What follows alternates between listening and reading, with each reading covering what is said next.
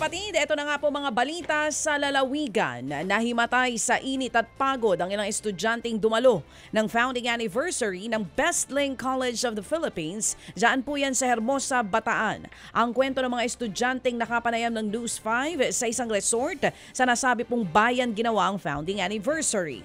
Hindi na nakapasok ang mga sinakyan nilang bus sa venue dahil nga sa dami ng dumalo. Kaya sa kalsada na lamang pumarada ang mga ito. Napasabak tuloy sa kilometrong lakaran ng mga estudyante. Wala raw magawa mga estudyante lalo't required silang umattend at nagbayad pa sila ng mula 900 hanggang 1,000 piso.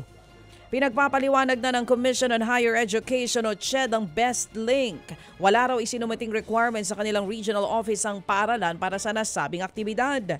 Kung mapatunayang may paglabag ang paaralan, pupwede silang utusang i-refund ang kinolekta o kaya'y masuspinde sa pagsasagawa ng off-campus activity.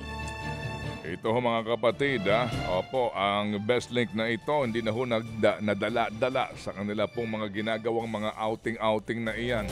Yan din po yung dati pong may aksidente, yung kanilang bus na kinuha ay dilapidated at dumaos-dos po ito Naalala na nahulog ito mga kapatid.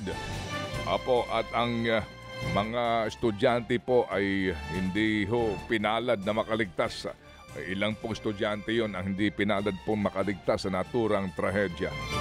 Samantala po naman sa oras na 6:55 in the morning, sa ilang pang importanteng balita po naman sa mga lalawigan na ospital ang 18 pasahero matapos nga pong tumaob naman ang sinasakyan nilang jeep sa bahagi po ng Star Tollway sa Malvar, Batangas. Sa video ay kita kung paano pong umusok ang gulong ng jeep hanggang sa tuluyan na itong bumaligtad at dumaos-dos. Ayon sa isang pasahero po, pumutok ang isang gulong ng jeep kaya ito na disgrasya. Nakalabas ho naman daw ng ospital ang karamihan sa mga pasahero. Hindi na ho magsasampa ng reklamo ang ilang pasahero dahil daw po tumulong daw ho naman yung driver sa gastusin sa pagpapagamot ng mga pasaherong nasugatan. Dead on the spot ang isang rider matapos sumalpok sa SUV dyan pa rin po sa Abukay, Bataan. Kinilala po ang biktimang si Kevin J. Pangan. Base sa investigasyon, lumagpas sa linya ang rider habang binabagtas ang Roman Expressway. Sakto namang dumaan noon ang SUV at tuluyan na silang nagkasalpukan. Nagkaaregluhan na ang magkabilang panig.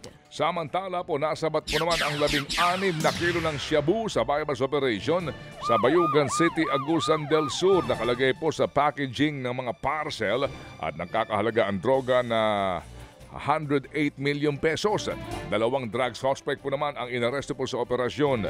Ito ang pinakamalaking halaga po ng nasabat na droga ng mga otoridad sa Caraga Region. Ang tanong dito, saan na naman nanggaling ito? Saan na naman niluto ito? Samantala, nakararanas naman ng frost o andap ang ilang bahagi ng Benguet dahil nga po sa napakalamig na panahon doon. Sa drone video, makikita ang pamumuti ng ilang taniman sa atok sa Benguet. Ang ilang pananim na carrots na balot ng yelo. Sanay na raw ang mga magsasaka sa andap. Buhusan na lang nila ng tubig ang mga pananim para nga hindi tuluyang masira ang mga ito. Samantala, wala pa namang natatanggap na report ang Department of Agriculture Cordillera sa pinsalang dulot ng andap sa mga pananim sa Benguet.